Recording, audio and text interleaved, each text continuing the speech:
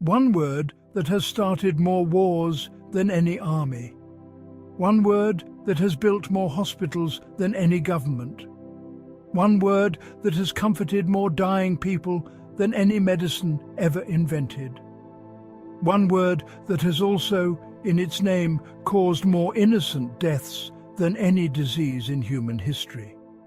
That word is God. Take a moment and really think about that. Every great civilization that has ever existed on this earth, the Egyptians, the Greeks, the Romans, the Aztecs, the Chinese, the Indians, the Persians, every single one of them looked up at the sky and believed something was there. Every single one. Without exception. Without anyone telling them they had to. And today, right now, as you watch this film, more than 8 out of every 10 people alive on this planet believe in some form of God or a higher power. That is not a small number. That is almost every human being walking the earth. But here is something interesting. In the last 200 years, something changed. Science grew powerful. Telescopes reached deep into space, microscopes peered inside the cell, particle accelerators cracked open the atom. And for the first time in human history, a growing number of very smart, very serious, very thoughtful people looked at all of that knowledge and said, "We do not need God anymore. The universe explains itself." So now we have a tension. A real, honest, important tension that sits right at the center of modern life. On one side, billions of people who feel deeply and sincerely that God is as real as the air they breathe. On the other side, a growing number of people who feel just as deeply and just as sincerely that believing in God in the modern age is like believing the earth is flat. Outdated, irrational, perhaps even a little embarrassing. And somewhere in the middle, most of us, quietly wondering, quietly uncertain, quietly afraid to say the wrong thing in the wrong company. This film is going to ask the question that lives right at the heart of all of that tension. Is the idea of God stupid for a rational, thinking, modern person?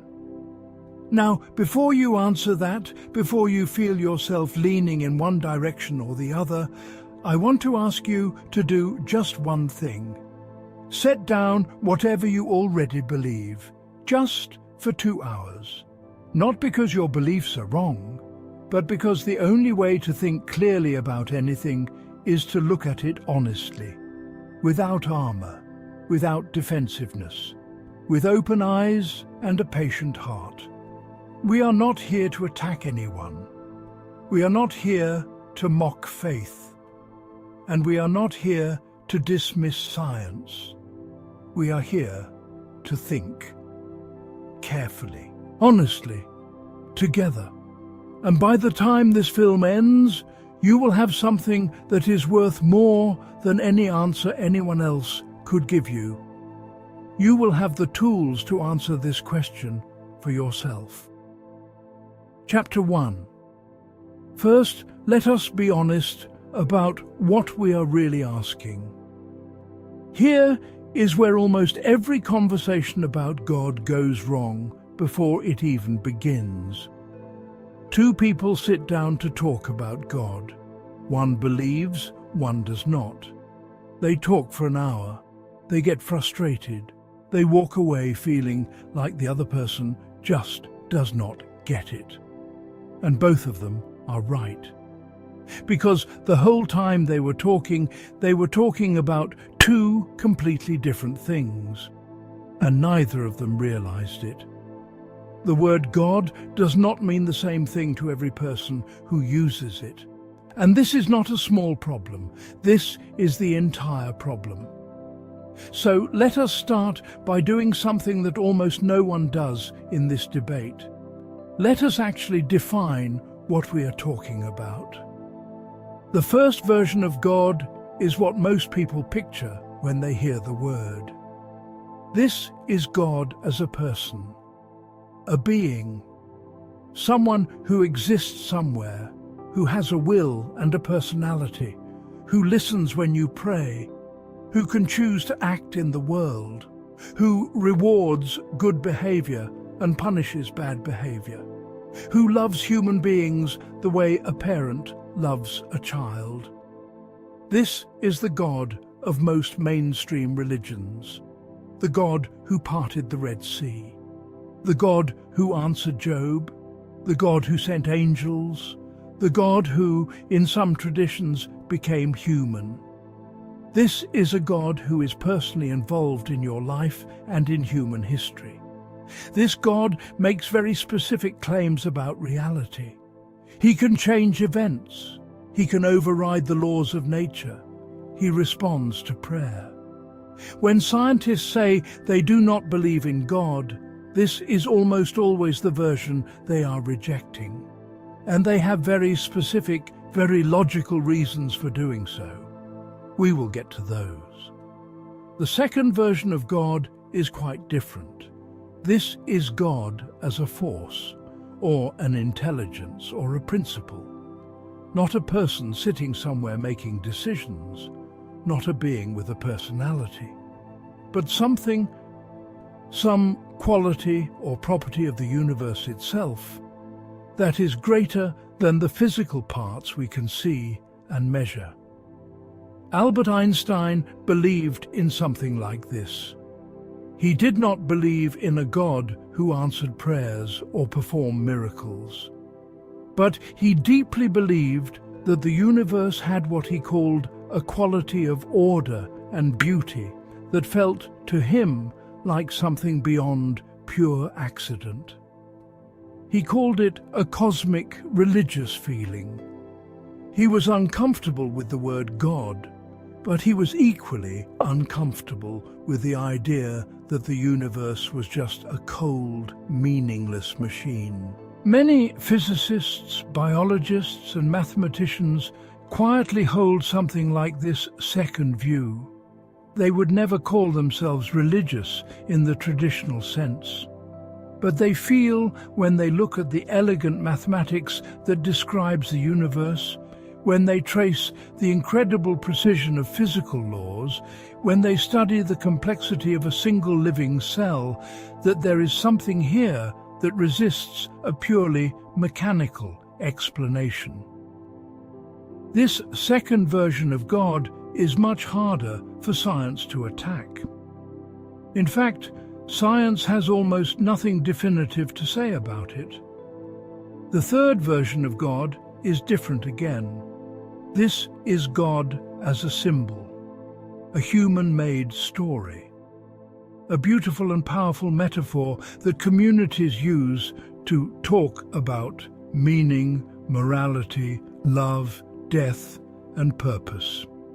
In this view, the stories about God are not meant to be taken literally. They are not claiming that the Red Sea literally parted. They are saying something about what it feels like to be freed from slavery. They are speaking a language of the heart, not a language of physics. Many modern theologians and many thoughtful religious people actually hold something close to this view. They are not claiming God is a being who sits outside the universe making things happen. They are saying that the experience of God, the feeling of connection, of meaning, of love that is larger than oneself, is real, even if the being behind it looks nothing like the old man in the sky. Science has almost nothing to say about this version of God either, because this God is not making factual claims about how molecules behave or where species come from. Now, here is why all of this matters so much for the question we are asking today. When someone says believing in God is irrational, Which God are they talking about? If they are talking about a God who overrides the laws of physics on a weekly basis based on individual prayer requests, then yes, there are very strong rational reasons to be skeptical. But if they are talking about the possibility that something beyond the purely physical universe exists, that is an entirely different conversation. And dismissing that possibility as stupid would itself be a little bit irrational. And we also need to define what we mean by rational, because this word gets thrown around a lot. People use it as a compliment for themselves and as an insult for others. But what does it actually mean? A rational person is not someone who is cold, not someone who is emotionless, not someone who never wonders, never hopes, never feels moved by a sunset or a piece of music. Being rational simply means that when you form beliefs about the world, you try to base those beliefs on evidence. You follow the evidence where it leads, even when it leads somewhere uncomfortable. And most importantly, when the evidence changes, you are willing to change your mind. A rational person holds their beliefs humbly, knowing they might be wrong, knowing that the universe is bigger and stranger than their current understanding. That is what rationality means. And by that definition, rationality is not the enemy of wonder. It is wonder with a commitment to honesty. So the real question this film is asking is not whether any specific religion is true. It is this: is the raw intellectual act of believing that something greater than the physical universe exists, is that act itself irrational? Does it contradict logic? Does it contradict evidence? Does it make you less of a thinking, careful, honest person? That is what we are here to find out. And the answer, as you are about to discover, is far more complicated and far more interesting than either side of this debate wants you to believe. Chapter 2. Where did the idea of God come from? Let us go on a journey, not into space, not into a laboratory, but back in time, far back, farther than you might expect. Go back 100,000 years. The world is cold and dark and wild. Small groups of human beings move across the land, hunting animals, gathering food, trying to survive. They have no writing, no cities, no science. But they have something that no other animal on Earth has ever demonstrated in quite the same way. They bury their dead. And they do not just dig a hole and place the body in it. They place flowers around the body. They place tools and food alongside the person who has died. They paint the body with red ochre. They arrange the burial with care and intention. Why would you do that for a dead body? There is no survival benefit to decorating a corpse. From a pure evolutionary standpoint, it costs time and energy that could be spent on finding food or avoiding predators. The only reason a creature would do this is if it believed in some form that the dead person was going somewhere, that something continued after death, that there was somewhere for the tools to be used and the food to be eaten. This means that 100,000 years ago, before any of the world's great religions existed, before the first temple was ever built, before the first prayer was ever spoken, human beings were already operating with some version of the idea that existence does not simply end at death, that there is something more. Now move forward to 30,000 years ago. Deep inside caves in France and Spain, human beings painted on the walls by firelight. And among the animals they painted, the horses, the bison, the deer. There are figures that are clearly not entirely human and not entirely animal. Half human, half beast shapes. Beings that do not exist in the natural world. Beings that seem to belong to some other realm. These are not random doodles. These images were placed deep inside caves that would have required torches and courage and effort to reach.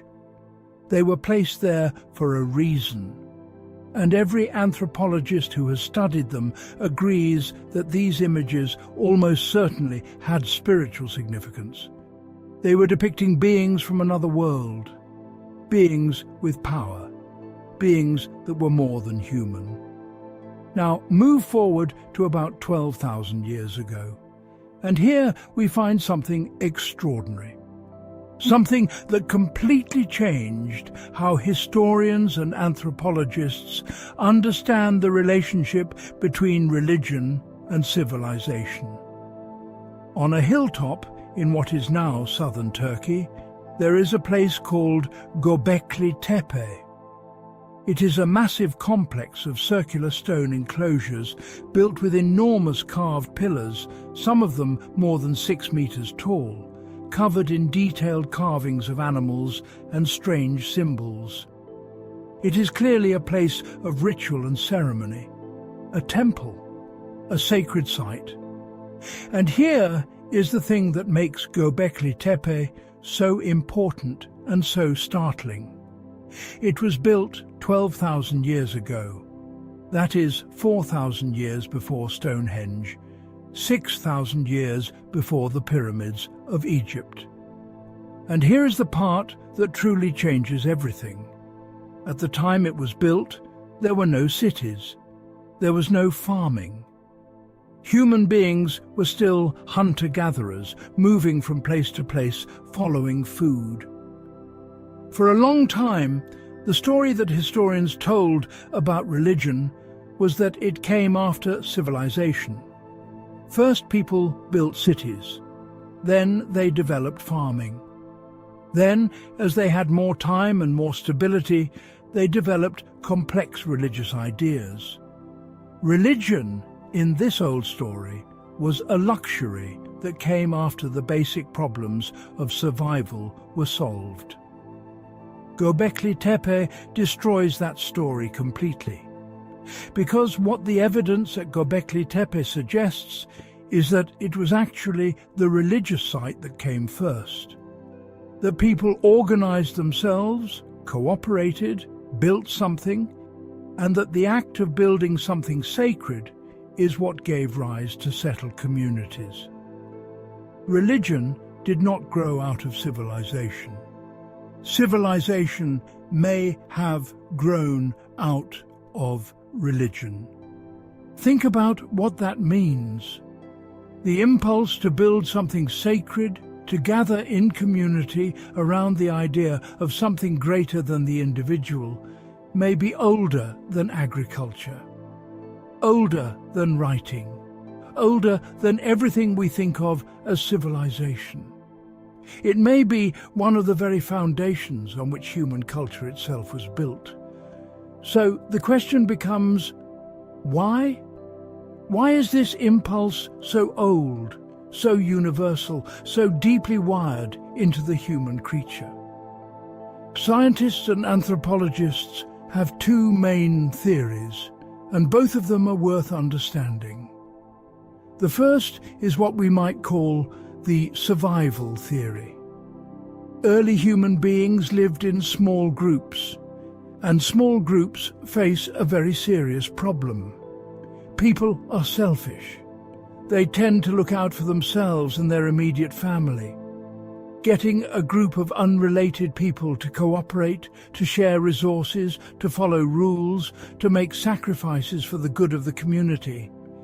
This is extremely difficult without some powerful shared belief holding them together. A belief in a God who sees everything, who punishes cheating and rewards generosity, is an extraordinarily effective social glue. Groups that had strong shared religious beliefs were more cooperative. They were more trusting of each other. They were more willing to sacrifice for the common good. And so, over tens of thousands of years, those groups survived better. They raised more children. They built more stable communities. The belief in God was not just comforting, it was practically useful. It may have been one of the main reasons human beings were able to build civilization at all. The second theory is about how the human brain works. Your brain, right now, as you watch this film, is doing something remarkable. It is constantly scanning your environment and asking a question. Is something alive here? Is something with intentions present?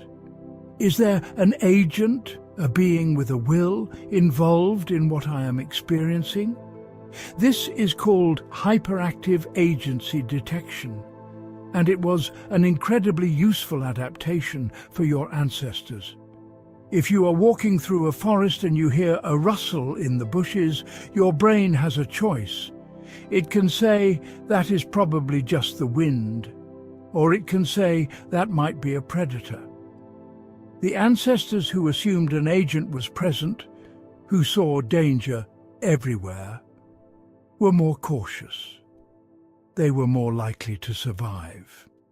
The ones who always assumed it was just the wind got eaten. But there is a side effect to this wiring.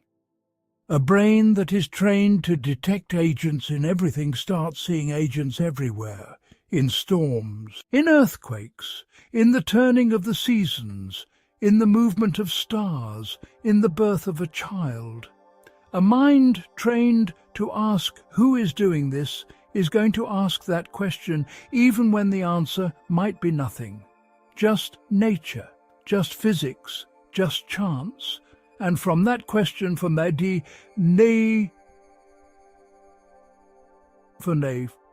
deeply wired, ancient survival-based question, the idea of God was born, not as a lie, not as a delusion, but as the natural product of a brain doing exactly what it was built to do. Now, here is the question that this chapter ends with, because it is the question that changes everything. Does knowing where the idea of God came from tell us anything about whether God is real? Think about that carefully. The fact that your brain produces the experience of hunger does not mean that food is not real. The fact that your eyes evolved to detect light does not mean that the sun is an illusion. Just because we can explain the mechanism by which humans came to believe in God does not automatically prove that God does not exist. What it does tell us is that the human mind is the kind of mind that will naturally produce the idea of God, whether God exists or not. That makes the question harder, not easier, because it means we cannot simply trust our intuitions on this one. We have to look at the evidence more carefully, which is exactly what we are going to do. Chapter 3. What science actually found when it went looking. Let us be completely honest right from the beginning of this chapter. Science has never found God. That is true. No experiment has ever detected a divine presence. No telescope has ever photographed heaven. No particle accelerator has ever produced a God particle in the religious sense. If you are waiting for a scientist in a white coat to hold up a test tube and say, "Here it is, definitive proof of God," that has not happened and is very unlikely to happen. But here is the other honest thing that needs to be said. Science has also not found a complete explanation for why anything exists at all. And these two facts together make the picture far more complicated than either side of this debate usually admits. Let us walk through what science has actually discovered and what it means and what it does not mean. The first great blow to traditional religious belief came in 1859, when a quiet, careful English naturalist named Charles Darwin published a book called On the Origin of Species. What Darwin showed, with overwhelming evidence from the natural world, was that the enormous diversity and complexity of life on Earth did not require a designer to produce it. There was a natural mechanism, a beautiful, elegant, completely mindless process that could build everything from bacteria to blue whales, from mushrooms to human brains, without any intelligent guidance at all. That mechanism is natural selection, and it works like this. Living things reproduce. When they reproduce, tiny mistakes sometimes happen in the copying of their genetic code. Most of those mistakes are harmful and the creature dies. But occasionally a mistake is actually helpful. It makes the creature slightly better at surviving or reproducing. That creature has more children. Its children inherit the helpful change. Over many generations, those helpful changes accumulate, and over millions of generations they build up into something that looks like it was designed, but was never planned at all. The human eye, which looks impossibly complex and purposeful, was built by this process over hundreds of millions of years of tiny changes. The wing of a bird, the immune system, the brain itself. All of it, Darwin showed, could be explained without invoking a creator.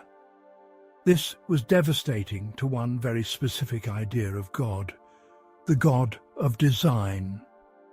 The God who personally crafted each species. The God whose fingerprints were most visible, theologians had argued, in the beautiful complexity of living things.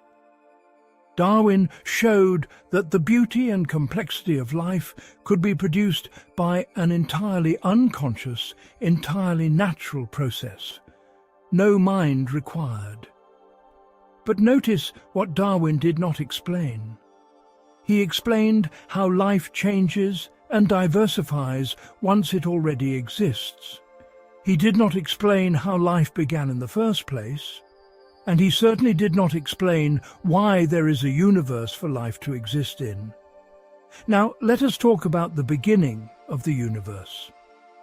This is where things get philosophically interesting in a way that most science documentaries do not fully explore. For most of human history, religious people argued that the universe had always existed. Atheists tended to agree, because an eternal universe required no creator. But in the 20th century, science discovered something that turned this completely upside down. The universe had a beginning. By observing that galaxies are moving away from us in every direction, and by calculating that motion backward in time, scientists determined that about 13.8 billion years ago, everything, all of space, all of time, all of matter, all of energy, exploded outward from an infinitely small, infinitely dense point. We call this the Big Bang. Now here is what is philosophically significant about this. For centuries, the standard response to the question of who created the universe was, nothing created it, it has always been here. But the Big Bang removes that option. The universe was not always here. It began. And anything that begins, according to the most basic logic we know, must have a cause. Cosmologists and physicists wrestled with this deeply. Some proposed that the Big Bang was caused by a quantum fluctuation, a random event at the quantum level that spontaneously produced the universe from nothing. But others pointed out that a quantum fluctuation is not actually nothing. It is a quantum field. It is something. The question of why there was a quantum field to fluctuate in the first place remains completely open. Others propose that our universe was produced by a previous universe, a kind of cosmic cycle of expansion and contraction. But this just pushes the question back. What produced the first universe in the chain? And others, not all of them religious by any means, quietly noted that the beginning of the universe, the fact that something came from nothing, is at least philosophically consistent with the idea of a creative act. Neither side wins this one cleanly. Both the atheist and the believer are left standing in front of a mystery that neither can fully explain. Now, let us talk about the thing that many physicists consider the most unsettling discovery of the last 100 years. It is called the fine-tuning problem. And it is genuinely one of the most interesting and underreported facts about the universe we live in. The universe is governed by a set of physical constants, numbers that determine how gravity works, how strong the nuclear force is, how massive an electron is, how fast light travels. These numbers are baked into the fabric of reality, and they are extraordinarily precise. Here is an example. If gravity were slightly stronger than it is, and we are talking about a tiny, almost incomprehensibly small adjustment, stars would burn out too quickly for life to develop around them. If gravity were slightly weaker, stars would never form at all. Either way, no stars, no planets, no us. The same is true for a dozen other fundamental constants. Each one is tuned to a value that, if it were even slightly different, the universe would be completely incapable of producing complexity, chemistry, or life. The physicist Stephen Hawking once calculated that if the rate of expansion of the universe 1 second after the Big Bang had been smaller by even 1 part in 100,000 million, the universe would have collapsed back on itself before a single star was born. And if the expansion had been even slightly faster, no galaxies would ever have formed. The precision involved is staggering. Some scientists have compared it to firing a bullet at a target the size of a coin from the other side of the observable universe and hitting it perfectly. How do we explain this? There are 2 main answers, and both of them require a kind of intellectual humility that is uncomfortable. The first answer is the multiverse. Perhaps our universe is not the only universe. Perhaps there are an enormous number of universes, perhaps an infinite number, each with slightly different physical constants. In that case, it is not surprising that we are in one where the constants support life. We could not exist to ask the question in any other kind. We only see the lucky one because we are in it. The multiverse is an intellectually serious proposal. Many respected physicists take it seriously, but it has a very significant limitation. It cannot be tested. We cannot observe other universes, we cannot measure them, we cannot detect them. A theory that cannot be tested is not yet a scientific theory in the full sense. It is a philosophical proposal dressed in mathematical clothing. And importantly, it requires accepting the existence of an enormous, possibly infinite, number of things that have never been observed, purely to explain away the appearance of design. The second answer is that the constants were set intentionally, that the universe was fine-tuned, that something, an intelligence, a will, a creator, call it what you wish, chose these values because they produce a universe capable of life. This is, of course, the answer that many religious people find natural. But notice something important. The fine-tuning argument does not prove the God of any particular religion. It does not prove a God who listens to prayers or performs miracles or has preferences about human behavior. It simply suggests that the universe looks less like a cosmic accident than it looks like something that was arranged. Now, here is the part of this chapter that I want you to really sit with. Both the multiverse and the designer require accepting something that has never been directly observed. One requires accepting an infinite number of unseen universes. The other requires accepting an unseen creator. Both are leaps beyond what the evidence strictly proves. Science is the greatest tool human beings have ever built. It is responsible for medicine, for technology, for our understanding of matter and energy and life. It has lifted billions of people out of ignorance and disease. There is nothing like it in the history of human achievement. And yet, this same science, when asked the most fundamental question, why is there something rather than nothing, looks at the question carefully, looks at all of its data, and quietly admits that it does not know. That admission is not a failure. It is the greatest sign of intellectual honesty that science possesses.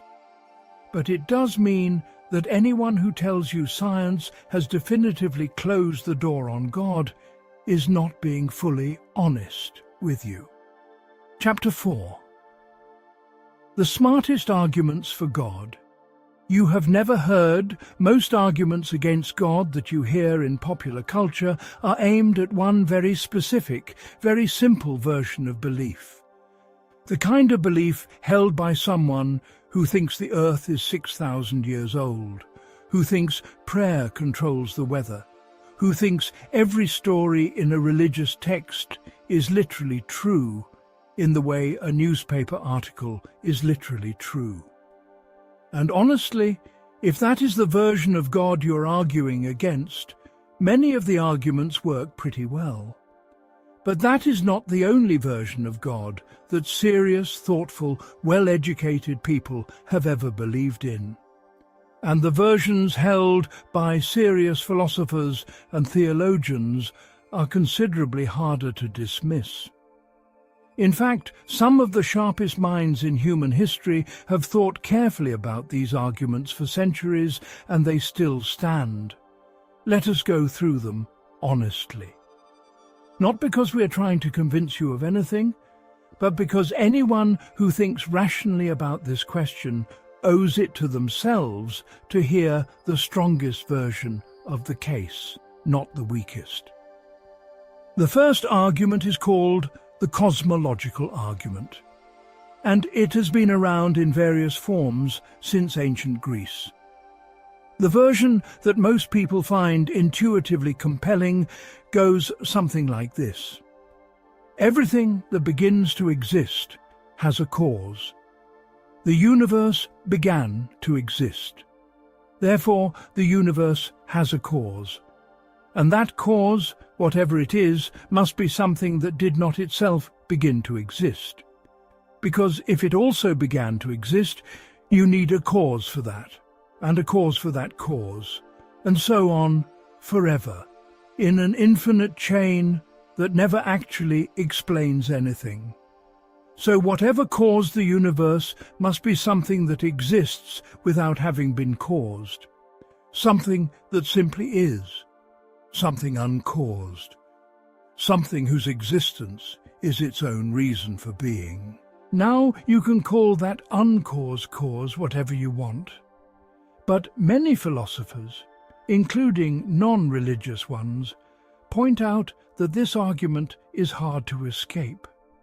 Even if you reject every religious implication, the idea that the chain of causation must have a beginning, that something must exist, which is not itself the product of something else, is very difficult to argue against without falling into a logical trap. The interesting thing about this argument is what it does and does not prove. It does not prove the God of any religion. It does not prove a God who loves you or listens to prayer.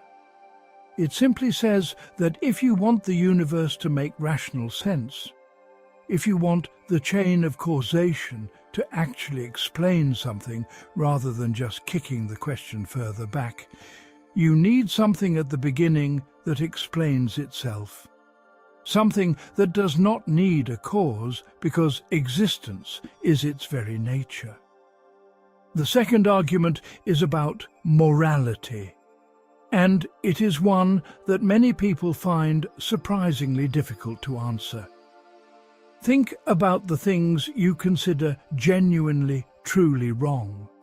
Not just things you personally dislike, not just things that are illegal, things that feel actually, objectively wrong in a deep way. The torture of innocent children for entertainment, genocide, the enslavement of human beings. When you call these things wrong, are you just expressing a personal preference, like preferring chocolate to vanilla? Or are you saying something real about the world? Something that would be true whether or not any human being agreed with it? Most of us, when we think about it honestly, feel like we are saying something real, something that is not just our opinion, something that is actually true, in the same way that 2 + 2 = 4 is true. But here is the problem. If the universe is purely physical, if it is nothing but atoms and energy and the blind operation of physical laws, where do objective moral truths live? Atoms do not have moral properties. Physics does not produce right and wrong. In a purely physical universe, there is no place for something that is genuinely, objectively wrong, regardless of what anyone thinks. There are only preferences. There are only behaviors that are common or uncommon, successful or unsuccessful for survival. Some philosophers argue that the only coherent explanation for why moral reality feels objective, why it feels like more than just opinion, is that there is something beyond the physical universe that anchors it. Something that is itself the source of goodness. Something that makes cruelty wrong, not because humans agree it is, but because it violates a real principle that is built into the nature of existence. You do not have to accept that conclusion. Plenty of thoughtful people do not. But the question it raises is a genuine one, and dismissing it as silly is far easier than actually answering it. The third argument is perhaps the most philosophically fascinating of all, and it is one that modern science has made more interesting, not less. It is about consciousness, about the fact that there is something it is like to be you. Right now, as you watch this, there is an inner world happening. There are colors and sounds and feelings and thoughts. There is an experience. It is not just information being processed, it feels like something. There is a quality to your experience that is entirely private and entirely yours. Now, neuroscience can tell us a great deal about the brain. It can show us which neurons fire when you see a color or feel pain or experience joy. It can map the brain with extraordinary precision. But here is what neuroscience cannot yet explain. Why does any of it feel like anything at all? Why, when certain neurons fire in a certain pattern, does the result not just be more information processing in the dark, but an actual experience of red or warmth or joy? This is called the hard problem of consciousness. And it is called hard, not because it requires a lot of work to solve, but because, even in principle, it is not clear how a physical explanation could fully account for subjective experience. The philosopher David Chalmers, who is not a religious believer in the traditional sense, pointed out that there is an enormous gap between explaining what a brain does and explaining why doing those things feels like anything at all. You could know everything there is to know about the physical brain and still be left with the question, but why is there experience? Why is there awareness? Why is there something inside rather than just darkness and mechanism? Some serious philosophers and scientists argue that consciousness is the crack in the materialist wall through which something deeper, something that does not reduce to atoms and forces, might legitimately enter. Not God in the religious sense necessarily, but something that the purely physical picture of the world cannot fully account for. The fourth argument is quieter than the others. It is less like a logical proof and more like a feeling that some very sharp minds have found impossible to ignore. It is about mathematics and about beauty. Mathematics is something that human beings invented or discovered, depending on how you look at it, inside their own minds. And yet the universe obeys it with perfect precision. The same equations that describe how a ball falls also describe the orbit of a planet and the bending of light around a black hole. The same mathematical structures that pure mathematicians invented for abstract, theoretical reasons with no practical application in mind turn out, decades later, to be exactly the right tools for describing physical reality. Why? Why does the universe speak mathematics? Why does it respond to the tools of the human mind so precisely? Physicist Eugene Wigner famously called this the unreasonable effectiveness of mathematics. He was not a religious man, but he admitted that it was something he could not explain. And then there is beauty itself. Music moves human beings to tears. Poetry gives words to feelings that otherwise have no voice. A painting of a dying afternoon sky produces something in the human chest that is not quite joy and not quite sadness, but is more valuable than either. Falling in love reorganizes a person's entire experience of reality. None of this is necessary for survival. Beauty, strictly speaking, is an expensive luxury in evolutionary terms, and yet the universe produces it in abundance, and the human being is built to receive it as if it matters. Some thinkers look at all of this, the mathematical precision, the experience of beauty, the inner life of consciousness, and feel that it points to something. Not to the God of any particular religion, perhaps, but to the sense that reality is not indifferent. That meaning is not simply projected by human minds onto a blank and empty cosmos. That something in some way is organized around something that matters. That feeling is not proof. It is not an argument you can write in a logic textbook, but it is the experience of a great many serious, careful, well-educated thinkers, and it deserves to be taken seriously. Chapter 5. The strongest arguments against God and why they cut so deep. We have just spent time with the strongest case for God. Now we owe the same honesty and the same care to the case against.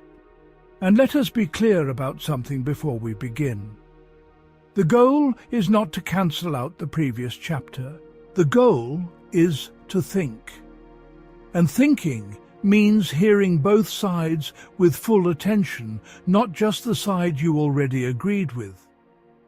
The argument against God that has troubled believers more than any other, the one that has shaken faith in more people than any scientific discovery ever has, is not about physics or evolution or the age of the earth. It is about something much more immediate, much more personal, much more painful. It is about suffering. Think about a child born with a fatal illness. Think about an earthquake that kills 30,000 innocent people in a single morning. Think about the slow, agonizing suffering of someone dying of a disease that no prayer ever healed. Think about the Holocaust, in which 6 million people were systematically murdered while the sky remained silent. And now try to hold these things alongside the idea of a God who is all-powerful, meaning capable of preventing anything, and all-loving, meaning desiring good for every person. If this God exists, and this God has the power to prevent these horrors, and this God loves the people suffering in them, why does not this God act? This is called the problem of evil. And it is not a new argument. Philosophers have been wrestling with it for thousands of years, and the fact that it is still being wrestled with, that it has not been resolved, tells you something important about how serious it is. The responses that believers offer to this problem are not ridiculous. Some of them are genuinely thoughtful. The argument from free will says that some suffering, particularly suffering caused by human choices, is the necessary cost of a world in which human beings have genuine freedom. A God who prevented every harmful choice would not be creating free beings. He would be creating puppets, and a relationship with a puppet is not love. There is real force to this argument for suffering caused by human evil. It is harder to apply to natural disasters, childhood cancer, and the suffering of animals who have no concept of free will or divine purpose. Another response is that God permits suffering as part of a larger story that we, from our limited perspective, cannot see. That the pain makes sense from a viewpoint we do not have access to. That every tragedy is part of a larger good that will eventually be revealed. Many people find this response deeply unsatisfying, and understandably so. Telling someone whose child just died that it is part of God's plan that we cannot understand sounds, to many ears, more like an excuse for silence than an explanation. The fact that we might understand it someday does not diminish the reality of the pain right now. The problem of evil does not prove that God does not exist, but it places a very serious burden on anyone who wants to defend the idea of a God who is both all-powerful and all-loving. And that burden has not been fully lifted. The second major argument against God is quieter, but in some ways even more personally troubling. It is called the problem of divine hiddenness. If God exists, and if God wants a relationship with human beings, which is what most major religious traditions claim, then why is God not more obvious? Why do sincere, honest, searching people spend entire lifetimes looking for God with everything they have and find nothing. Not atheists who are not looking, not cynics who have decided in advance, but genuinely open, genuinely humble, genuinely seeking people who want to believe and cannot. A God who desires relationship but hides from sincere seekers is a very strange kind of God. If your friend wanted to talk to you and you kept yourself invisible and silent, no matter how hard they looked, we would not call that love. We would call it cruelty. There are religious responses to this argument. Some say that God is present, but that human beings are too distracted, too proud, or too attached to material things to perceive the divine. Others say that the search itself is the point, that the longing for God is the form that the relationship takes. These responses are not foolish, but they are, to many honest observers, not entirely satisfying either. The third argument is about the sheer diversity of religious belief across human history. There have been thousands of religions, thousands of gods, thousands of holy books, each claiming to carry the final truth about the nature of the divine. The ancient Egyptians had their gods, the Greeks had theirs, the Norse had theirs, the Aztecs had theirs. And today, the major world religions, Christianity, Islam, Hinduism, Judaism, Buddhism, each offer significantly different accounts of what God is, what God wants, and how to relate to the divine. They cannot all be right, not in their specifics, not in the details. And yet each one is sincerely believed by people who are just as intelligent, just as devout, and just as certain as the believers in every other tradition. Here is the part that makes this argument particularly sharp.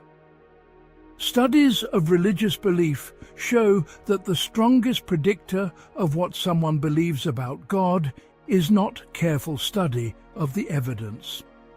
It is where they were born and who their parents were. A child born in Saudi Arabia is overwhelmingly likely to grow up Muslim. A child born in Utah is overwhelmingly likely to grow up Mormon. A child born in rural India is overwhelmingly likely to grow up Hindu. In each case, the child grows up experiencing their tradition as obviously true, and the others as obviously mistaken. If God exists and wants to be known, why is the process of knowing God so dependent on where you happen to be born? Why does truth in this one domain, unlike truth in mathematics or physics or history, seem to shift depending on your address? This is not a knockout blow, but it is a genuine question that believers need to sit with honestly. The fourth argument comes from a more unexpected direction. It comes from neuroscience and psychology. Religious experiences, the feeling of a divine presence, the sense of oneness with the universe, the profound feeling that something greater than yourself is real and near, are among the most powerful experiences a human being can have. Millions of people across history and across cultures have reported them. They feel absolutely real. They feel like contact with something outside the self. But here is what makes this complicated. These same experiences can be reliably produced in laboratory settings without any actual divine presence being required. Certain drugs, particularly psychedelics, produce religious experiences that are indistinguishable, at least to the person having them, from spontaneous mystical encounters. Direct electrical stimulation of certain areas of the brain produces feelings of a presence, of significance, of being watched by something loving and vast. Near-death experiences, which many people interpret as glimpses of the afterlife, follow strikingly predictable patterns that seem to correspond to how a brain behaves when it is losing blood and oxygen. The tunnel of light, the feeling of peace, the life review. These are consistent enough across cultures and cases that neuroscientists believe they reflect the mechanics of brain shutdown, not a journey to another realm. Does this prove that religious experience is just brain activity? Not entirely. One could always argue that God uses the brain as the instrument through which the divine makes itself felt. A phone call is just electricity moving through circuits, but the person on the other end of the call is still real. But it does mean that the raw feeling of a religious experience, no matter how powerful and convincing it seems from the inside, is not by itself reliable evidence that what the experience seems to point to is actually there. Now, here is where this chapter needs to be completely honest. None of these arguments prove that God does not exist. The problem of evil does not disprove God. The hiddenness argument does not disprove God. The diversity of religions does not disprove God. The neuroscience of religious experience does not disprove God. What these arguments do is place serious pressure on certain specific, clear, simple versions of God. The God who is all-powerful and all-loving in a straightforward sense. The God who personally communicates with human beings in a way they can easily distinguish from their own psychology. The God who has one clear set of instructions that all sincere seekers can find. These arguments suggest that if God exists, God is either more complex, more mysterious, more beyond human categories than most religious traditions have claimed. Or God does not exist in the way most people imagine. Both of those possibilities are worth taking seriously. Chapter 6. Why your brain was built to believe. Whether you like it or not, here is something that almost nobody tells you when this conversation gets going. You did not choose your first beliefs about the world. Nobody did. By the time you were old enough to think critically about anything, by the time you were old enough to ask whether God exists, your brain had already been making decisions about the world for years. It had already built a model of reality. And that model was built using tools that evolved over millions of years to help your ancestors survive. The problem is that tools built for survival are not always tools built for truth. Let us start with something called hyperactive agency detection, which we touched on briefly earlier, but which deserves a much deeper look here, because it is genuinely one of the most important things you can understand about why human beings believe what they believe. Your brain is a prediction machine. Its most important job, from an evolutionary standpoint, is not to understand the universe. Its most important job is to keep you alive. And one of the most important ways it does that is by detecting other agents in the environment. By noticing when another creature, something with intentions, something with a will, is nearby. This skill was so valuable to your ancestors that the brain evolved to be hyperactive about it. It was much safer to see an agent that was not there, to think the shadow in the bushes was a lion when it was just the wind, than to miss an agent that was there, to think the lion was just the wind. The first mistake costs you nothing but a moment of fear. The second mistake costs you your life. So your brain is wired to see agents everywhere. It is wired to ask of every event in its environment, not what caused this, but who caused this. It is wired to interpret the world through the lens of intention and purpose, not just through the lens of mechanical cause and effect.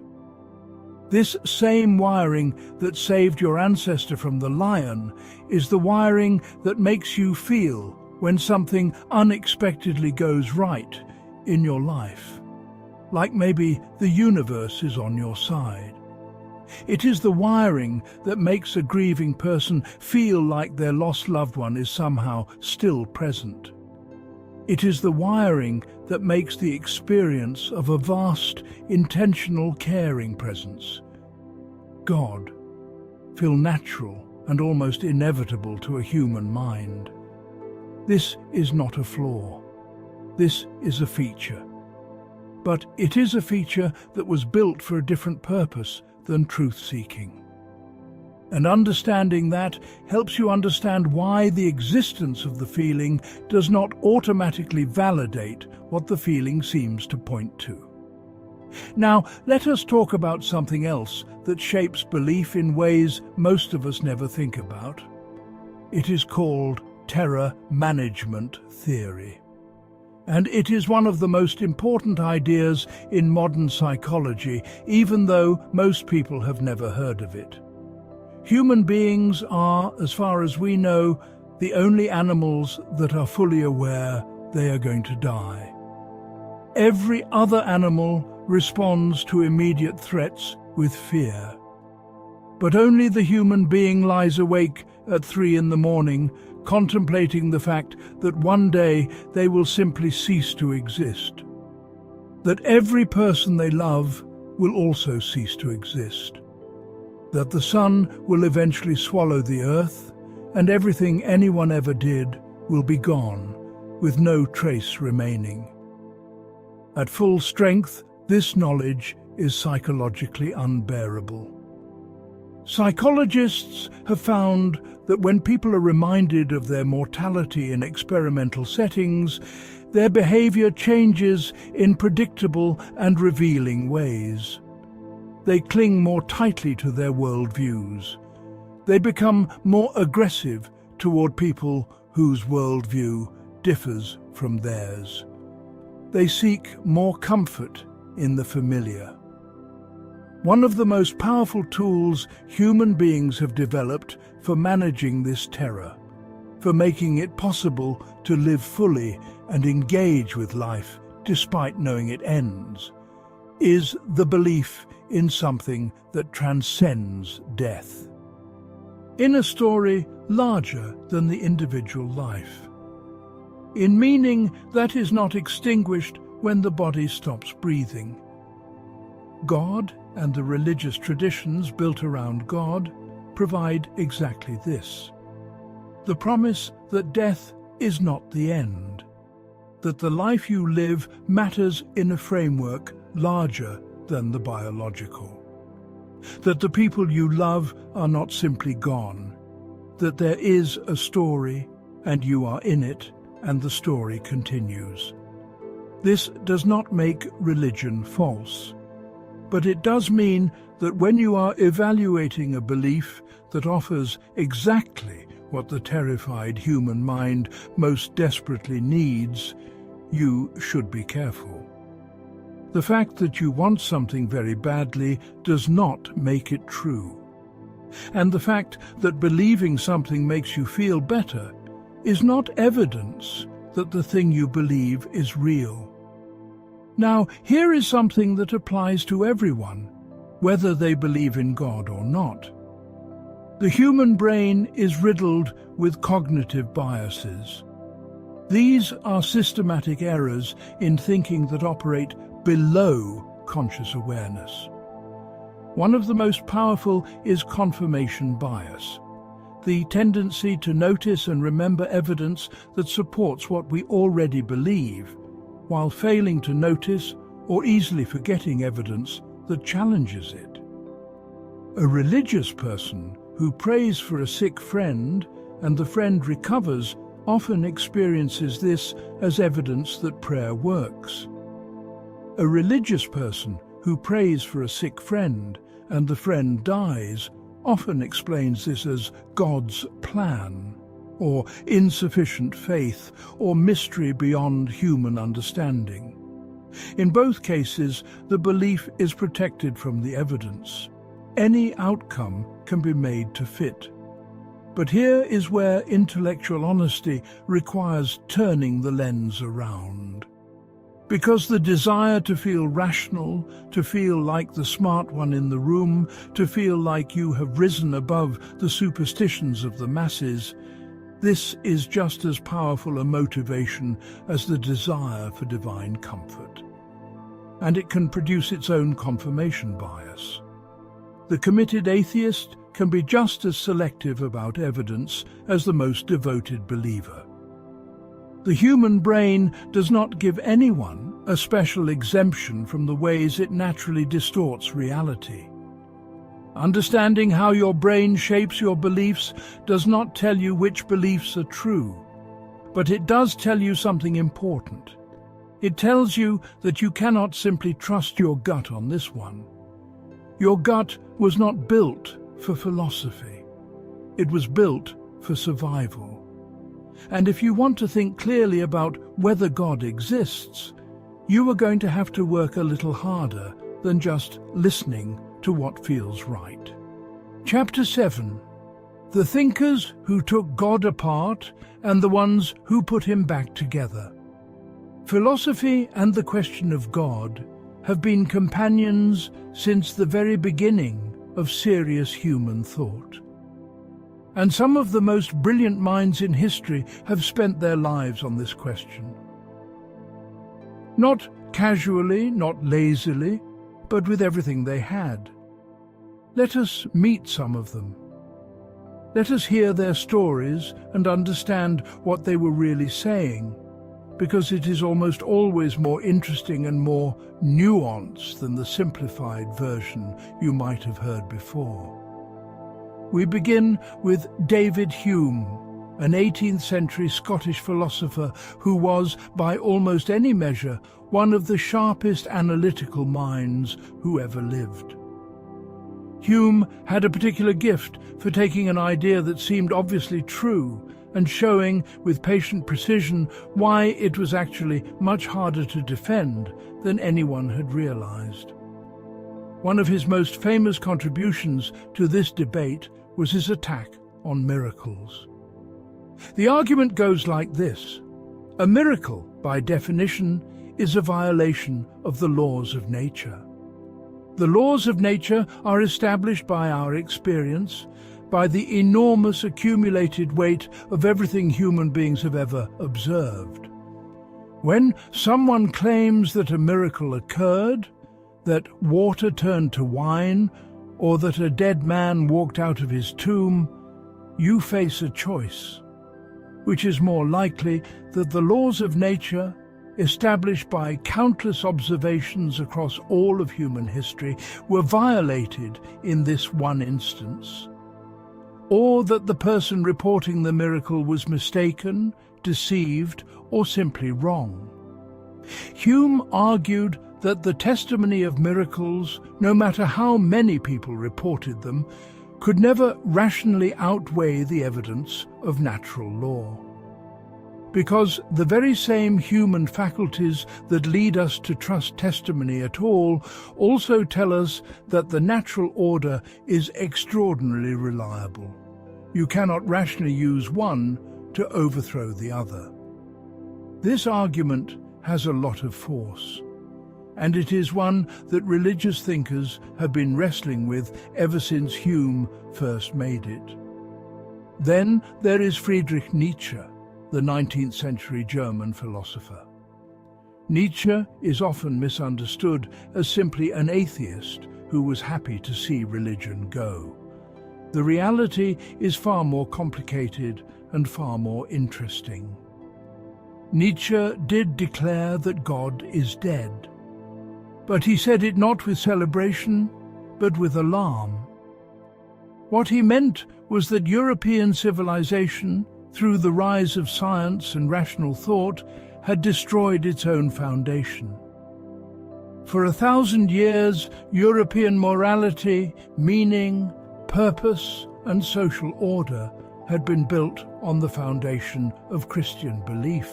Now that foundation was crumbling, and Nietzsche's urgent question was, what replaces it? Because you cannot simply remove God and leave everything else standing. If there is no God, then there is no objective morality given from outside the human. There is no ultimate purpose. There is no framework within which individual suffering makes sense. There is no story. And a civilization without a story, Nietzsche warned, is a civilization that will find its meaning in something far darker, in nationalism, in power, in domination. He was writing in the 1880s. By 1945, after 2 world wars, the Holocaust, and the rise of totalitarianism, his warning looks uncomfortably prophetic. Nietzsche was not trying to save God. He was trying to warn humanity about the enormous cost of losing God without replacing the functions God had performed. That is a very different thing from simply being cheerfully atheist. Then there is Bertrand Russell, the 20th century British philosopher and mathematician. Russell was one of the most precise logical thinkers who ever lived, and his approach to God was characteristically rigorous. He argued that the burden of proof lies with those who make a claim, not with those who withhold judgment. He made this vivid with a thought experiment. Suppose someone claimed that there was a tiny china teapot orbiting the sun, somewhere between Earth and Mars, too small to be seen by any telescope. You cannot prove there is no teapot, but that does not mean you should believe in it. The inability to disprove something is not a good reason to believe it. The same logic, Russell argued, applies to God. The absence of proof is not proof of absence, but it is a reason to withhold belief rather than extend it. And then there is Richard Dawkins, the contemporary British biologist whose book, The God Delusion, brought the case against religion into living rooms and bestseller lists in the 21st century. Dawkins argued with energy and wit that religious belief is not just unproven, but actively harmful, a kind of intellectual virus passed from generation to generation before children are old enough to evaluate it critically. His arguments drew enormous popular attention and helped make atheism socially acceptable in ways it had never quite been before. But even many of Dawkins's fellow atheists have pointed out that his arguments, while effective against naive fundamentalism, often miss the more sophisticated forms of religious thought entirely. Philosopher Terry Eagleton famously compared Dawkins's treatment of theology to someone dismissing physics based on a reading of a children's book. The God that Dawkins demolishes is a simple, anthropomorphic, literal-minded God that most serious theologians would barely recognize. Now, let us turn to the other side, to the thinkers who looked at the same universe and found reasons not to dismiss the divine. Blaise Pascal was a 17th century French mathematician and physicist, one of the founders of probability theory, who also thought carefully about God. Pascal's most famous contribution to this debate is called Pascal's wager. The argument goes like this. You cannot prove God exists. You cannot prove God does not exist. So you face a genuine uncertainty. Given that uncertainty, what is the rational choice? If you believe in God and you are right, you gain eternal life. If you believe in God and you are wrong, you lose nothing but the cost of some beliefs and behaviors during your lifetime. If you disbelieve in God and you are wrong, you lose everything. If you disbelieve and you are right, you gain nothing you would not have had anyway. When you frame it as a mathematical calculation of risk and reward, Pascal argued, belief is clearly the rational bet. Most philosophers today find this argument less than fully satisfying, partly because it applies equally to any religion's claim of reward and punishment, and partly because genuine belief cannot be simply chosen as a strategy. But as a mathematical framework, it remains interesting. And it was the invention of a genius. Immanuel Kant, perhaps the greatest philosopher of the modern era, had a different approach. Kant spent years demonstrating, with meticulous philosophical argument, that God's existence cannot be proven by reason. He dismantled the traditional arguments one by one. And then he did something surprising. He argued that God is still a necessary idea, not because the evidence demands it, but because morality requires it. For the idea of moral duty to make sense, for the universe to have the structure within which human moral behavior makes any real meaning, something plays the role that God plays. Not the God of the Bible necessarily, but a postulate of pure practical reason. And then there is Alvin Plantinga, one of the most respected living philosophers, who has spent decades arguing that belief in God does not require proof in the way that many atheists assume. His point is that not all legitimate beliefs are proven from other beliefs. You believe that your own memory is generally reliable. You believe that other people have minds and inner experiences. You believe that the world you are perceiving is more or less real. None of these beliefs can be strictly proven. They are foundational. They are what Plantinga calls properly basic beliefs. And he argues that belief in God, particularly for someone who has had a genuine religious experience, can occupy this same foundational role. It does not need to be proven from other things, any more than your belief that the world exists needs to be proven. The point of this chapter is not to tell you who is right. It is to show you that the sharpest minds in human history, people who thought about almost nothing else their entire lives, disagreed about this. And they disagreed not because some of them were stupid or lazy or willfully ignorant. They disagreed because the question is genuinely, profoundly, irreducibly hard. If it is obvious to you which side is right, you probably have not thought about it carefully enough yet. Chapter 8. The universe is weirder than God.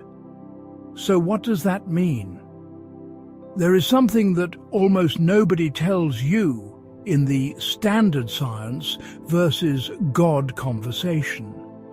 And it is something that, once you hear it, changes how you think about both sides. The universe, as science has actually discovered it, not the simplified version from school textbooks, but the actual universe revealed by a century of cutting-edge physics, is so strange, so counterintuitive, so completely at odds with common sense, that the idea of God starts to look almost modest by comparison. Let us take a slow walk through some of what science has actually found. And as we go, just notice how you feel. Because these discoveries do not come from religion. They come from the most rigorous, evidence-based, mathematically precise investigation of reality that human beings have ever conducted. And what they reveal is a reality that is almost impossible to hold in the mind. Start with the simple fact of what you are made of. Every atom in your body was formed inside a star. Not a metaphor, not a poetic way of speaking, literally.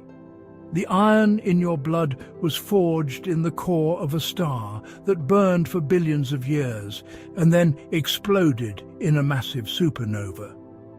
The calcium in your bones, the carbon that makes up your DNA, the oxygen in every breath you take, all of it was produced inside stars that no longer exist. You are, in the most literal possible sense, made of dead stars. The universe made itself conscious in you and in every living thing on this planet. Take a moment with that. Now consider dark matter and dark energy. When physicists and cosmologists map the universe, all the galaxies, all the stars, all the gas clouds, all the matter they can detect, they discover something deeply unsettling. All of that visible stuff, every star, every galaxy, every atom we have ever been able to measure or observe or interact with, makes up only about 5% of the total content of the universe. 5%. The remaining 95% is made up of things that have been given the names dark matter and dark energy. And what these names really mean is, we have no idea what this stuff is. We cannot see it. We cannot touch it. We cannot detect it directly in any way. We only know it is there because of its gravitational effects on the visible universe. The universe is almost entirely made of something that is completely invisible and completely unknown to science. We are inside something we do not understand. Not around the edges, not in the corners. In the overwhelming majority of what is there. Now consider time. We experience time as a simple, obvious thing. The past is gone. The present is now. The future has not happened yet. This feels self-evident. And Albert Einstein showed that it is completely wrong. Time is not fixed. Time is not universal. Time actually passes at different rates depending on how fast you are moving and how close you are to a massive object like a planet or a black hole. An astronaut who has spent 6 months on the International Space Station returns to Earth having aged very slightly less than the people who stayed behind. Not because of any medical effect, because time itself passed more slowly for them. And in the extreme, near a black hole, time slows so dramatically that an outside observer would watch a person falling into the black hole appear to freeze at the edge, while the falling person would experience time normally and cross the boundary in moments. Time is not a backdrop against which events occur.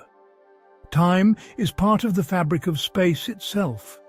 It bends, it slows, it stretches.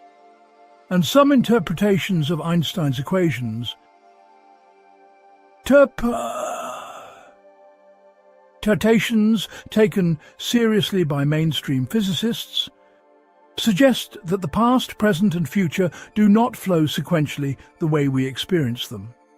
They may all exist simultaneously like different points on a map. The whole of time, your birth, this moment, your death, the death of the sun, All of it may exist together in a single, unchanging four-dimensional structure. If time is not what we think it is, what does that do to questions of beginning and end? What does it do to the question of when God would have acted? These are not questions anyone has answered. Now consider quantum mechanics. This is where the universe becomes truly, deeply strange in ways that no layperson ever fully absorbs from a popular science explanation, because the full strangeness resists ordinary language. At the quantum level, the level of individual particles, reality does not behave like reality at human scales. A particle does not have a definite position until it is measured.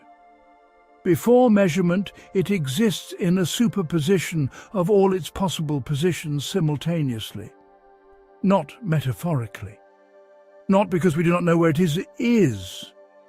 The particle itself is genuinely in multiple states at once until the act of observation forces it into one of them. Two particles can become entangled, linked in such a way that whatever happens to one instantly affects the other, no matter how far apart they are. Einstein tested this and found it so disturbing that he refused to believe it. He called it spooky action at a distance, and spent years trying to find the flaw in the theory. There was no flaw. Experiment after experiment confirmed it. Entanglement is real. Information, in some sense, passes between entangled particles at speeds that should be impossible, faster than light, with no apparent mechanism. And then there is the measurement problem, the observation effect. In quantum mechanics, the act of observation literally changes what is observed. A particle behaves differently when it is being measured than when it is not. Reality at the quantum level seems to respond to the presence of an observer. This has been confirmed experimentally more times than can be counted. Now, what does all of this mean? Physicists debate this vigorously and have for a century. Some say it just means quantum mechanics is a tool for predicting outcomes, not a description of reality as it is. Others say it means reality at the quantum level is fundamentally different from reality at human scales. Some, a minority but serious thinkers, say it suggests that consciousness is not simply a product of the physical world, but is somehow woven into the fabric of the physical world at its most fundamental level. None of this proves God. But here is the point.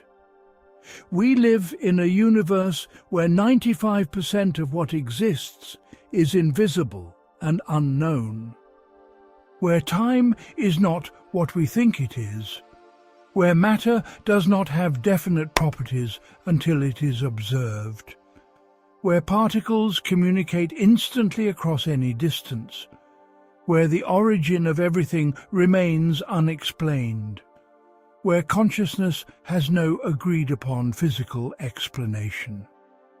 In this universe, this actual, verified, scientifically described universe, the idea that something beyond ordinary physical reality might exist does not seem like a wild leap at all.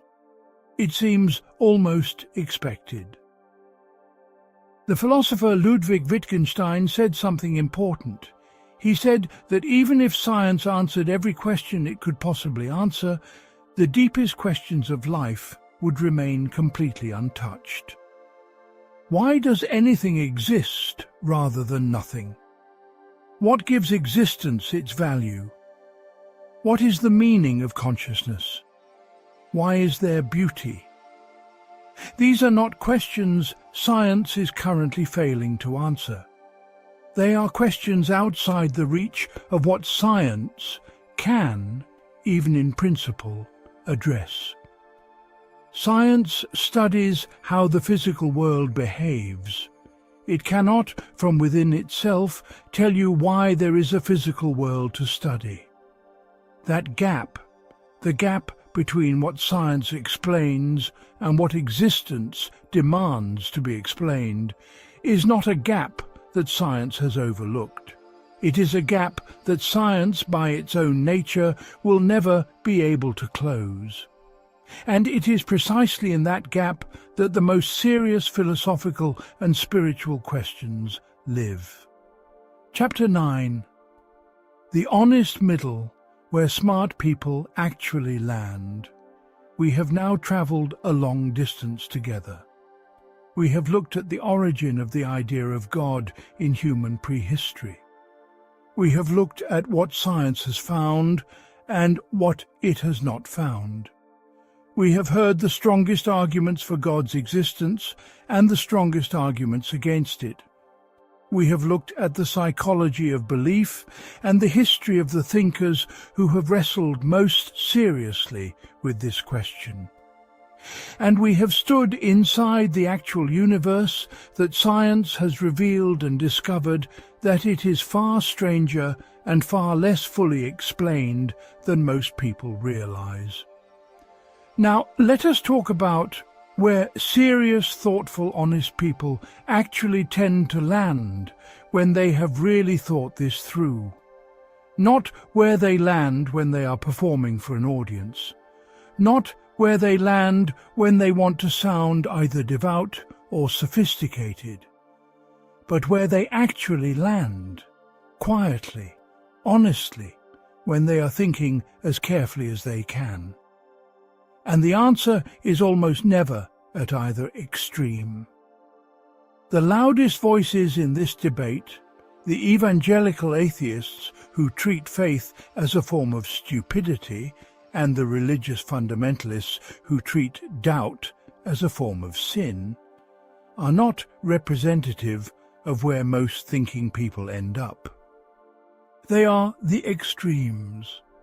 And extremes in almost any domain tend to be driven more by identity and tribalism than by genuine inquiry.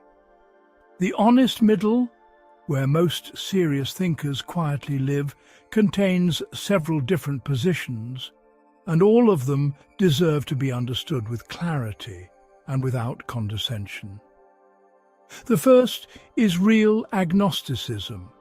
Not the casual version, the "I just haven't thought about it" shrug, but the intellectually rigorous version.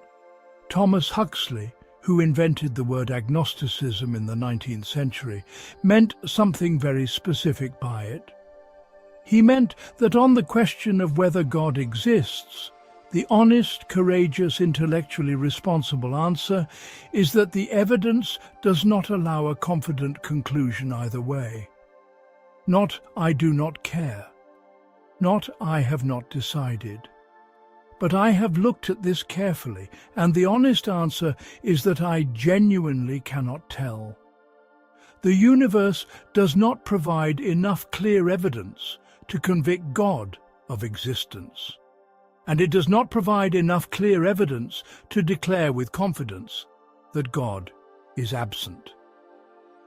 Real agnosticism is harder than either strong belief or strong disbelief. It requires sitting with uncertainty. And human beings find uncertainty deeply uncomfortable. We want an answer. We want to know. Real agnosticism says, yes, I know that is what we want, but wanting it does not create it, and pretending to a certainty you do not have is not honesty. It is performance. The second position is called deism. This is the belief in a God who created the universe but does not actively intervene in it. A God who set the initial conditions, who is perhaps responsible for the fine-tuning of physical constants, who is behind the existence of something rather than nothing, but who does not perform miracles, does not answer prayers in the sense of overriding physical law, and does not send personal revelations. Many of the great thinkers of the Enlightenment held something like this view: Benjamin Franklin, Thomas Jefferson. Many of the people who designed the intellectual foundations of the modern democratic world were deists, not atheists, and not orthodox believers. They looked at the universe and found it too precisely ordered to be an accident. But they also looked at the claims of organized religion and found them too entangled with human politics and human error to be trusted as direct divine communication. Deism does not comfort people the way personal theism does. It does not promise that God listens to your prayers or that death is not the end. But it does say that the universe was not simply an accident, that there is something rather than nothing for a reason, even if that reason is beyond human understanding. For people who find the personal God difficult to defend, but the purely accidental universe equally difficult to accept, deism offers an honest middle ground. The third position is perhaps the hardest to name, because it lives between and beyond the standard categories. It is what might be called non-theistic spirituality. It is held by a significant number of scientists, philosophers, and thinkers who would never describe themselves as religious in any traditional sense, but who also do not feel that the word atheist captures their experience of the world. Albert Einstein spoke about a cosmic religious feeling, a profound sense of awe and reverence in the face of the universe's order and beauty and mystery, that was distinct from belief in a personal God, but equally distinct from a cold materialism that sees the universe as simply a machine made of matter and nothing more. The philosopher Bertrand Russell, who was one of the great critics of religion, also wrote that the center of his life was a kind of mystical wonder before the universe, a feeling of being a part of something vast and incomprehensible that he struggled to describe in any simpler terms. Richard Feynman, one of the greatest physicists of the 20th century and a committed scientist who had no use for traditional religion, described the experience of understanding physics as almost mystical. He felt in the mathematical structure of the universe something that went beyond the merely mechanical, something he could not name but would not dismiss. This position says there is something more to existence than purely mechanical process. There is something about consciousness, about beauty, about mathematical order, about the sheer fact that anything exists at all, that does not reduce comfortably to atoms bouncing around, but that something does not necessarily look like any particular religion's God. It is larger than our categories, more mysterious than our stories. And the appropriate response to it is not prayer or worship in the traditional sense, but wonder. Deep, quiet, honest wonder. And now I want to speak directly to you for a moment. Whatever you believed when this film began, whatever you believe right now, wherever you find yourself, the point of this journey has never been to land you in a particular place. The point has been to think, honestly, carefully, without the need to perform certainty you do not feel or to pretend to doubt you do not have. The question of God is not a question that can be settled by watching a film or reading a book or winning an argument. It is a question that lives at the very edge of what the human mind can reach. And questions that live at that edge deserve a lifetime of honest attention, not a quick verdict so you can feel settled and move on. The most valuable thing you can take from this film is not an answer. It is permission. Permission to sit with the uncertainty. Permission to not know. Permission to find the question more interesting than any available answer. Permission to be a thinking, honest, wondering human being in the face of the greatest mystery that existence presents. So, is it stupid? We have been on a long journey together, and now we owe you something. We owe you a real answer to the question we asked at the beginning. Is the idea of God stupid for a rational, thinking, modern person? Let us build the answer carefully, layer by layer, because the question deserves to be answered with the same honesty and care we have tried to bring to everything that came before it. The first layer of the answer is about a specific kind of God. If you are asking whether it is irrational to believe in a God who directly and personally overrides the laws of nature on a regular basis in response to individual requests, whether it is irrational to believe in a God whose behavior we would expect to see clearly in the statistical data of medical outcomes and disaster patterns and historical events, then yes, the evidence makes that version of God very hard to rationally defend. The world does not look like a world that is being personally managed by an intervening, prayer-responsive God. The distribution of suffering is not what you would expect from a loving, all-powerful manager. The silence in the face of atrocity is not consistent with an attentive, responsive, divine presence. Science and logic give serious thinkers serious reasons to be skeptical of this version. That is not an insult to people who believe it. It is simply an honest assessment of the evidence. The second layer is about something broader. If you are asking whether it is irrational to believe that something beyond the purely physical universe exists, something that might be the source of the universe's existence, the explanation for its fine-tuning, the ground of moral reality, the mystery behind consciousness, then the answer is genuinely no. The arguments are serious. The questions are real. The evidence is genuinely ambiguous. The smartest thinkers who have ever lived have disagreed about this, not because some of them were careless, but because the question is actually hard. Dismissing the possibility of something beyond the physical as obviously laughably wrong is itself a form of intellectual arrogance that the evidence does not support. The third layer is about the human being.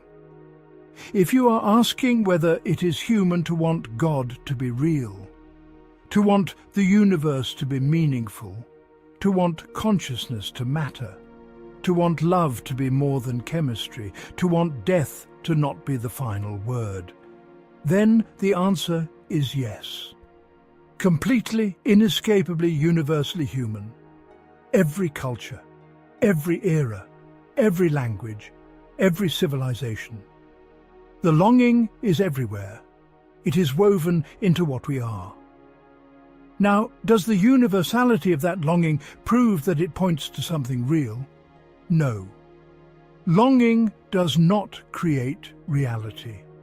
But the fact that we long for something is at least worth noticing, at least worth taking seriously, at least worth treating as a data point rather than a defect. And the fourth layer is the one that matters most for the question we started with. The word stupid belongs to people who have stopped thinking, to people who have decided in advance and stopped asking, to people who have confused the comfort of certainty for the difficulty of knowledge. And the idea of God, whatever you ultimately conclude about it, has never in the entire history of human thought made people stop asking questions. Quite the opposite. The idea of God produced Plato and Augustine and Aquinas and Maimonides and Averroes, some of the most extraordinary intellectual achievements in human history. It produced the Sistine Chapel and the cathedrals of Europe and the music of Bach. It produced the moral foundation of the abolition of slavery and the civil rights movement.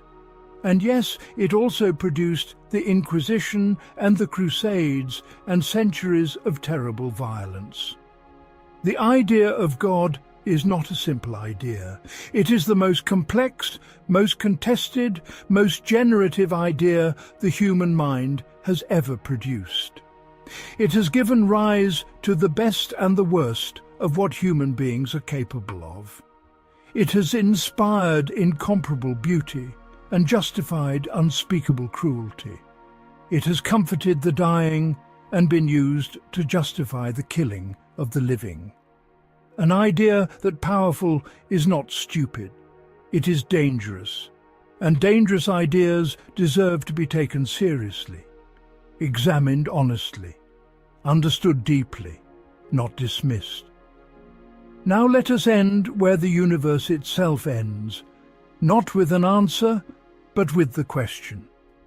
We are living on a tiny pale blue rock, orbiting an ordinary yellow star, in an unremarkable corner of a galaxy that contains 200 billion other stars, in a universe that contains hundreds of billions of other galaxies, in a reality whose true nature, what it fundamentally is, why it exists, what it is made of at the deepest level, we do not understand.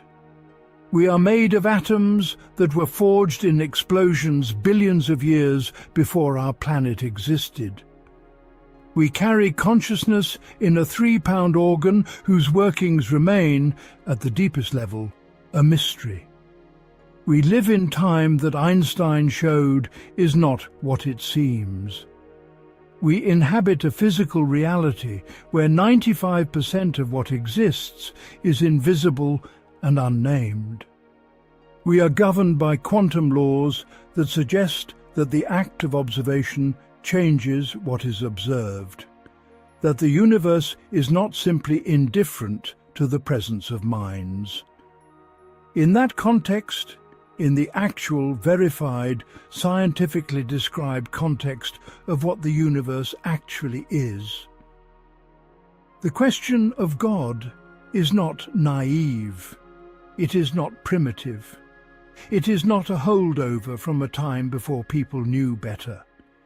It is the question that the universe itself seems to press into the consciousness of every being that is capable of asking it.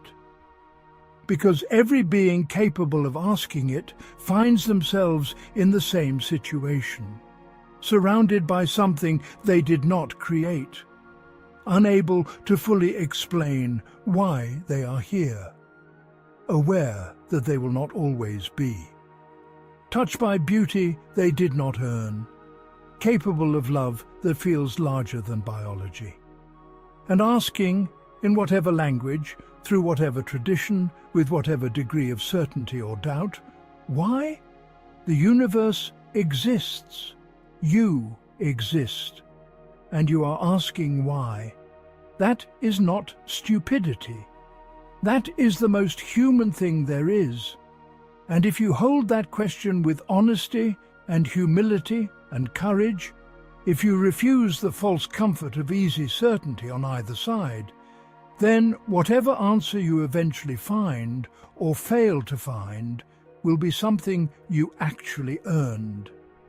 And that is worth more than someone else's certainty. That is worth everything.